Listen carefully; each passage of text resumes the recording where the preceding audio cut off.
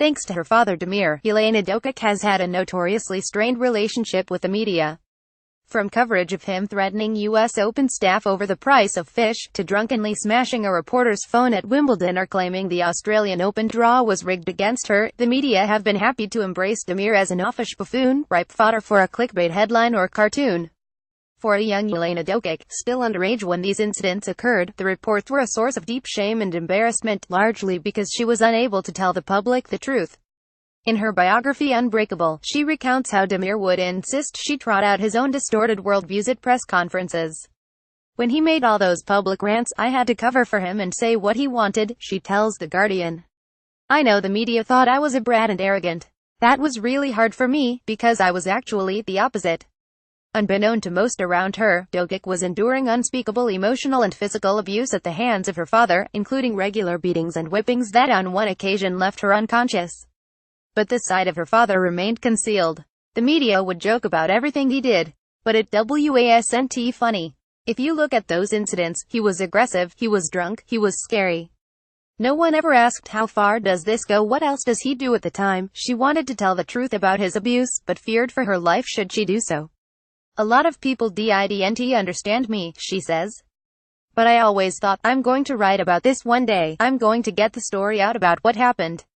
The support has been incredible, and I feel good having the story out there. Jelena Dokic. And so, in a twist of fate, Dokic, now aged 34, has approached the media with open arms, welcoming rather than shying away from the spotlight again.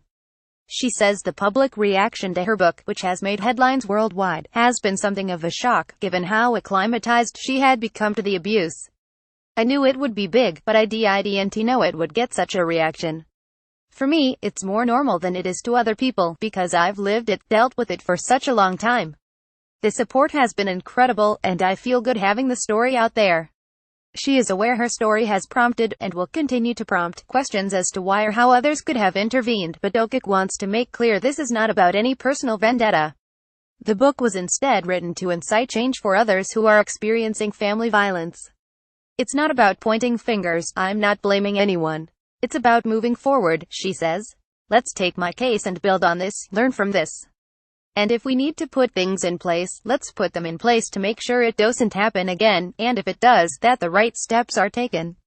In her own case, as is typical of family violence, she said those around her had been reluctant to get involved with an issue that was happening behind closed doors. I know it's difficult to get involved in a family situation, she says. Nonetheless, Dokic believes there were people who could have, and should have, got involved. Jelena Dokic at Wimbledon in 2009. Photograph Tom Jenkins. For The Guardian. I don't think everybody knew, but I know some people knew. I don't have to name people, because they know who they are. I would certainly be asking myself questions if I was in a lot of people's shoes. Things spiraled for Dokic after she managed to escape her father by signing over all her earnings to him. People think once you leave an abusive situation you're fine, but no, it's just as bad. I battled, after that, with really bad depression and I almost committed suicide. I'd lost a lot of self-belief and self-confidence. I know the book is called Unbreakable, but in the end, he almost broke me. He really did. I was broken. All I wanted and needed was a kind word from someone. I just wanted someone to come talk to me, ask me if I needed anything. But people weren't there. Part of the difficulty with Dokic's story is that her father insisted on her switching allegiances to Serbia in 2000, just after she had lost a bronze medal match to Monica Seles in the Sydney Olympics, where she was an Australian ambassador. This move would isolate her from the country she had come to call home, and the few supporters she had, including Paul McNamee, who she described as exceptional. Jelena Dokic with her father Damir, in January 2000 in Melbourne. Photograph Melbourne Herald-Sun. It was in the same year that Dokic endured one of her most painful moments, being jeered on court at the Australian Open. Despite describing it in her book as the worst moment not only of my career but my life, Dokic does not blame the Australian public. It was justified, the booing. From the fans' point of view, leaving the country and playing for someone else, it's a betrayal. That was very hard for me, but it was my father who put me through that. That's why I saw that decision as so outrageous, and I was so sad and angry that my father made me do that. If there's one thing in my life and career I could change, this would be the one. I always felt Australian, I would never have left. I always felt Australian. I would never have left Jelena Dokic for dokic. However, her father's abrupt decision to uproot her family yet again brought back painful memories of experiencing racism and discrimination in Australia when arriving as a refugee in 1994.